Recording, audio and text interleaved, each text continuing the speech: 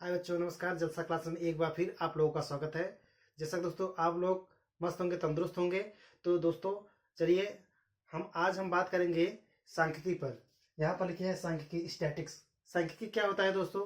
सांख्यिकी जानने से पहले हम आप लोग देखे होंगे कि सांख्यिकी मतलब दैनिक जीवन में क्या होता है कि पैसे का उछाल ऊपर चला जाता है, या ग्राफ आप लोग पेपर में देखते हैं, ग्राफ बनाया जाता है कि डे बाय डे धीरे धीरे बढ़ रहा है। सोने का रेट मतलब ग्राफ में दिखाया जाता है। या शेयर मार्केटिंग, जब सबसे एग्जाम्पल उदाहरण है शेयर मार्केटिंग।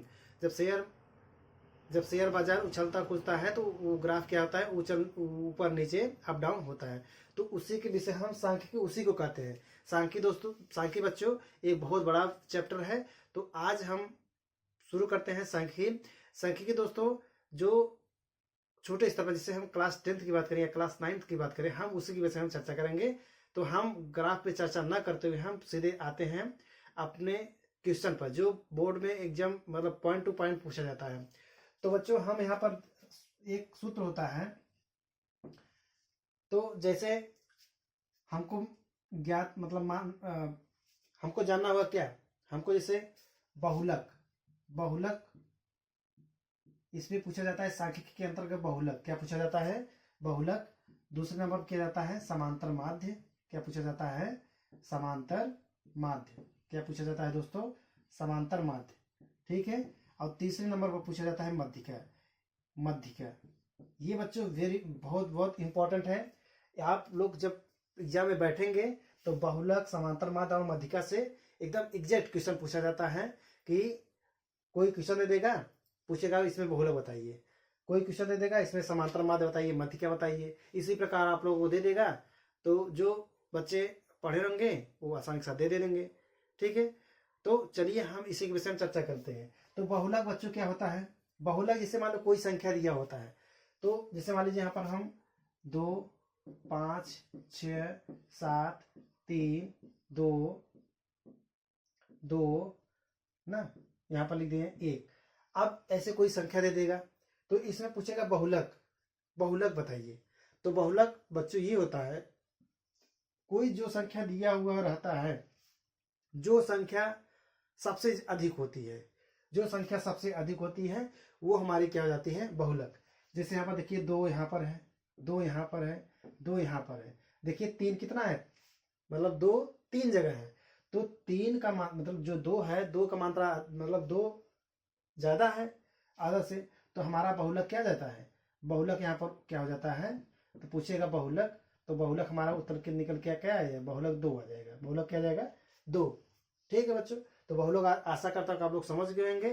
तो दोस्तों अगर आप लोग बहुलक समझ गए होंगे तो चैनल को लाइक कीजिए, सब्सक्राइब कीजिए, अपने दोस्तों को शेयर कीजिए। चलिए अब हम बात करते हैं समांतर माध्य पे। समांतर माध्य बच्चों क्या होता है? समांतर माध्य का एक सिंपल सूत्र होता है, सिंपल फार्मूला। तो हम पूछे समांतर माध्य बराबर होता है, कहते हैं कि पदों का योग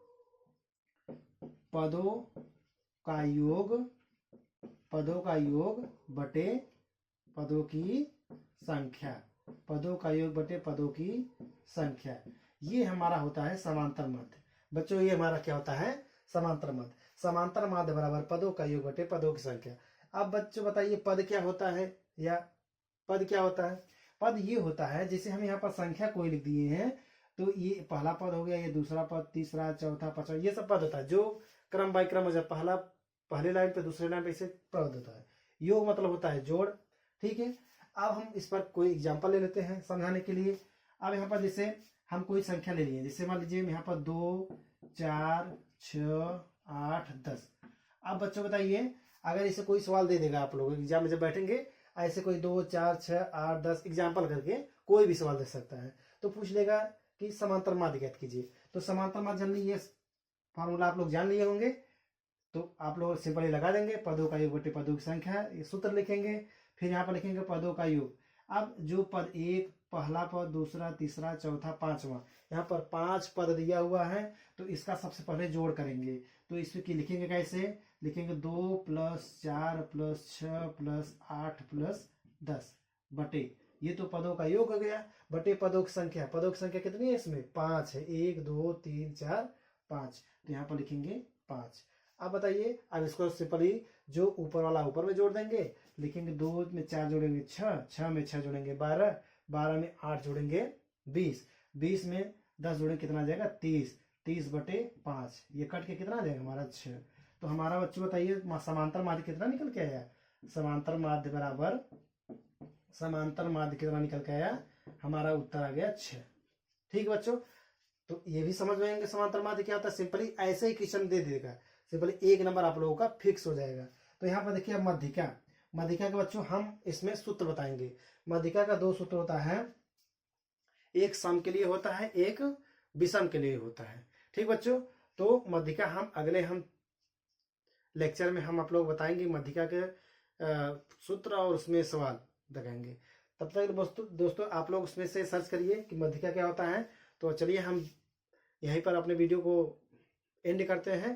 तो बच्चों आप लोग को ये जो मैंने पढ़ाया आप लोग को अच्छा लगा होगा, तो अच्छा लगा तो लाइक कीजिए, चैनल को सब्सक्राइब कीजिए, बेल आइकन को दबा लीजिए, जैसे हम कोई भी वीडियो आप लोग बनाएं तो आप लोगों के साथ आसानी के साथ हमारा जो लेक्चर है पहुंच जाए। चलिए हम मिलते हैं अगले नेक्स्ट वीडियो में, तब तक के दोस्तों जय हिंद, वंदे मातरम।